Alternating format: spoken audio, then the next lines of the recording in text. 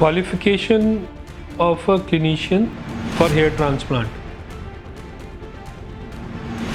Hair transplant surgery के लिए clinician या डॉक्टर की क्वालिफिकेशन क्या होनी चाहिए और क्या इम्पोर्टेंस है उसकी। हेयर ट्रांसप्लांट एक सर्जिकल प्रोसीजर है और उसी तरह से उसकी जो प्रोसीजर है, सर्जिकल प्रोसीजर है, उसकी सीरियसनेस को देखते हुए नेशनल मेडिकल काउंसिल NMC, जो कि पैन इंडिया मेडिकल प्रैक्टिशनर्स को, डॉक्टर्स को गवर्न करती है, गाइड करती है और सुपरवाइज करती है, उन्होंने कुछ गाइडलाइंस इशू की हैं जिससे कि जो हेयर ट्रांसप्लांट प्रोसीजर है, हेयर ट्रांसप्लांट सर्जरी है, वो सेफ़ हो सके और जो पेशेंट्स हैं वो सेफ़ रह सके और रिजल्ट्स हैं अच्छे आ सके। जब इश्यूज़ आने शुरू हुए कि अनक्वालिफाइड लोग हेयर ट्रांसप्लांट कर रहे थे, अनक्वालिफाइड क्लिनिशियंस हेयर ट्रांसप्लांट कर रहे थे, तो NMC ने उस ड्यूरेशन में कुछ गाइडलाइंस जारी की, कुछ गाइडलाइंस इशू की जो कि सारे डॉक्टर्स को, सारे क्लिनिशियंस को फॉलो करनी है। और उन गाइडलाइंस पे NMC ने बहुत क्लियरली बोला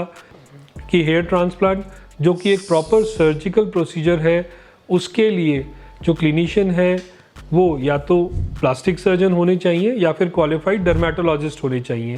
और क्या वजह थी कि इन दो स्पेशलिटीज़ को ही लेबल किया या दो स्पेशलिटीज़ को ही चूज़ किया कि यही हेयर ट्रांसप्लांट करेंगी। उनका प्राइमरी फोकस था पेशेंट सेफ्टी और जो पेशेंट हेयर ट्रांसप्लांट करा रहे हैं उन्हें बेस्ट रिजल्ट्स मिले। जो प्राइमरी जो थॉट था NMC का इन गाइडलाइंस को इशू करने के लिए वो ये था कि हेयर ट्रांसप्लांट एक सर्जिकल प्रोसीजर है, proper training, proper education and it requires a certain level of competency as well to do hair transplant. उन सब चीज़ों को दिमाग में रखते हुए, उन सब चीज़ों पे डिस्कस करते हुए NMC ने गाइडलाइंस ये इशू की थी। और उसका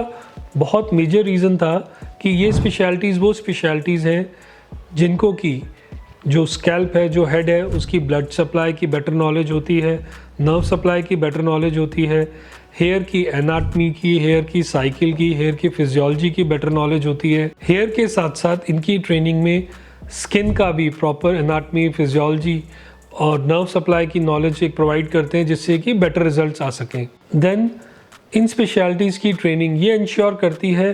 कि आप जो क्लिनिशियन है आपके, वो ये आइडेंटिफाई कर पाएँ कि ये पेशेंट हेयर ट्रांसप्लांट के लिए अप्रोप्रिएट है और ये पेशेंट हेयर ट्रांसप्लांट के लिए अप्रोप्रिएट नहीं है और उस केस में उन्हें हेयर ट्रांसप्लांट नहीं करना है।